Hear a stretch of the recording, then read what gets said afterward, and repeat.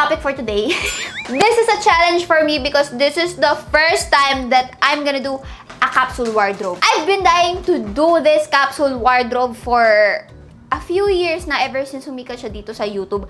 But I can't do it because lahat ng pinapanood kong capsule wardrobe, kailangan daw neutral yung colors. Kailangan black, white, beige, maong lang yung gagamitin mo. And I can't do that because ako, kailangan ko sa outfits ko, laging may pop of color. Hindi ko kayang lumabas ng monotone outfits, mga neutral outfits.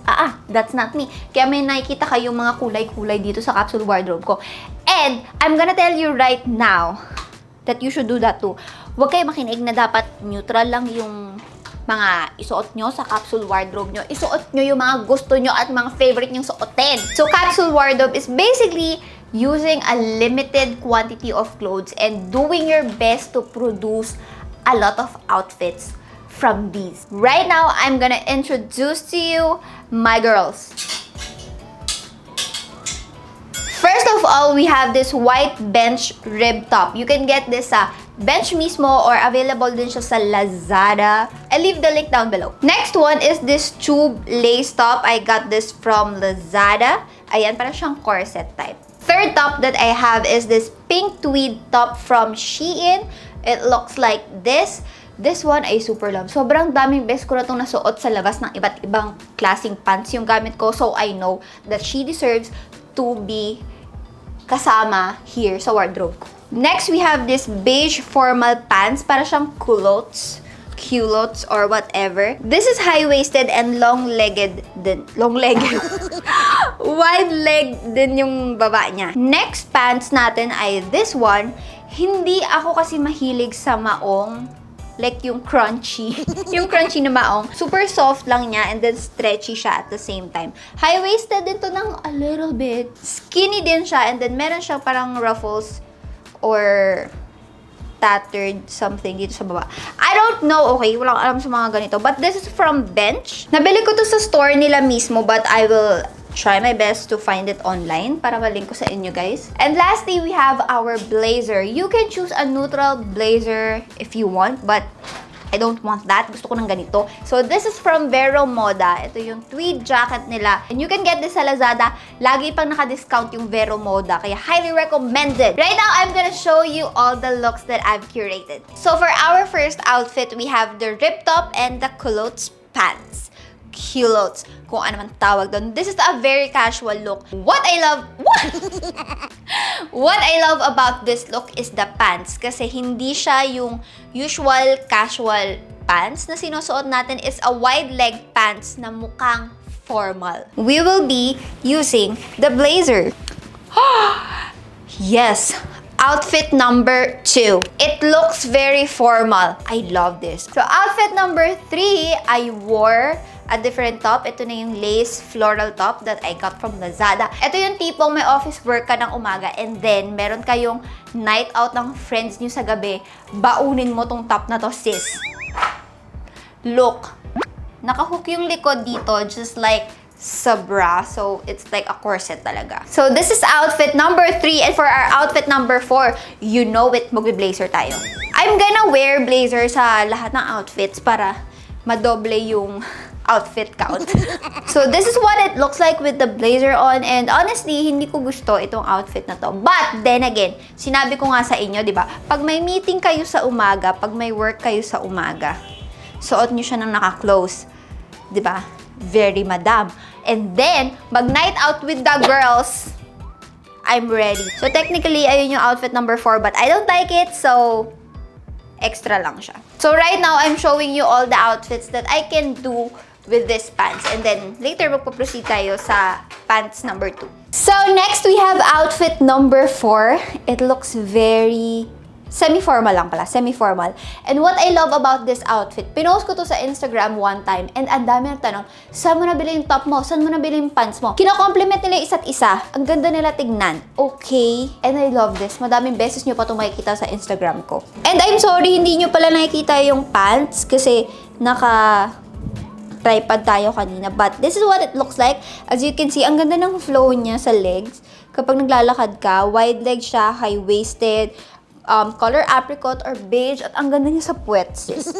Anyway, that's that. I love this pants. Move on na tayo dun sa jeans. So, I lost count na outfit number 5.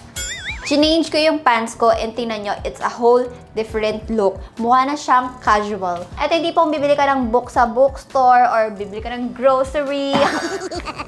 Basically, you can wear this everywhere, but medyo elevated ng onte yung outfit mo because of the tweed. Hindi ko alam kung ako lang talaga to, but I feel like whenever I wear tweed, na-elevate niya, na-upgrade niya yung mga outfits ko. Next outfit, I'm sorry, hindi ko na alam kung pang ilang outfit natin to, nawala na ako sa bilang ko. But, this is your usual, like, casual outfit talaga. Ito yung basic talaga. Again, you can wear this everywhere, but if it's too much, if this is too much, you know what I'm gonna do? We are wearing our blazer. So here's another outfit for you. Look at it. Ganda, diba? Ito yung pinaka-inaabangan kong outfit na mapakita sa inyo dito sa ating video. It looks nice, okay? Nice, nice, nice to the highest level. Gusto kong umalis right now wearing this. That's the effect of this outfit for me. Laki pala ng tiyan ko, ngayon ko lang napansin. But yeah. Again, I wasn't able to show you the pants, but it looks like this. Ayan, skinny siya, na stretchy. Yeah, as I've told you, hindi siya super high-waisted. Unlike yung pants natin kanina, umaabot dito. Ito hindi, hanggang dyan lang sa belly button. But yeah, I still love this. Next outfit that we have is this. I love this. This is not the usual outfit that I would wear sa mga grocery sa malls. No, it's not. But I love it! This is the first outfit that I would wear if ever na magbukas na yung mga bar at saka wala ng COVID. This is it, okay? Kita nyo ba to? This is it! And you know it! Our last outfit, lalagyan natin siya ng blazer. Hindi siya super formal. It looks casual pa rin, but upgraded. Like, kapag nilamig ka na, bigla kang sis!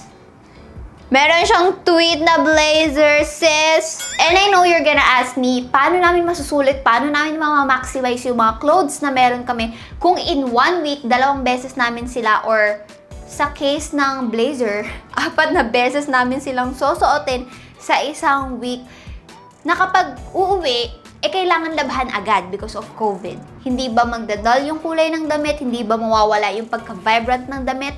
No! Because you are gonna use the comfort detergent. Shinare ko to sa inyo mga early this year nung bumili ako dito sa Shopee at sobrang daming freebies na kasama. Ever since na-try ko siya, laging ito na yung ginagamit naming detergent dito sa bahay. Ito yung main thing. Ito yung main character namin pagdating sa laundry. Ito yung Comfort Care Detergent, yung Liquid Glamour Care. They also have the Comfort Fabric Conditioner, and this is what we use as Fabcon. This is not the perfume type of bango. This is the fresh, clean, floral na bango. And kami dito sa house, na-notice namin yung difference siguro mga 6 months after using Comfort, because yung mga damit na ginagamit namin every week, it still looks like new. Tulad na lang nitong pink Shein tweed top ko. Ilang beses ko na to sinusuot. Siguro mga 10 times ko na itong nasusuot. But it still looks like new. Vibrant pa rin yung pagka-pink niya. And yung shape niya, ganun pa rin. Especially if you have clothes like this, yung ganito yung material, yung tweed, kailangan nyo ng detergent na extra gentle para hindi siya madaling masira since madami siyang fibers. So of course, para hindi na kayo mahirapan maghanap online, ilalagay ko yung link down below dito sa Comfort Care products na hawak ko ngayon, na mga ginagamit namin. Minsan lang ako mag-recommend ng mga cleaning products, na mga laundry products. So when I do, talagang super love ko talaga sila. So that is it guys for this video. Let me know kung gusto niyo yung mga ganitong type of videos, yung capsule wardrobe. Pwede tayong gumawa ng by theme kung gusto niyo yung mga neutral outfits, monotone. I will do that for you guys. Kahit hindi ko yun ginagawa in real life, papakita ko sa inyo yung mga outfits kung meron man ako ma-curate ng mga outfits na mga monotone and neutral tones. But that is it for this video. Thank you so much for watching. Again, links ng mga outfits and links for the Comfort Care Detergent lalagay ko sa description box below. Thank you guys so much for watching, and I will see you on my next one. Bye!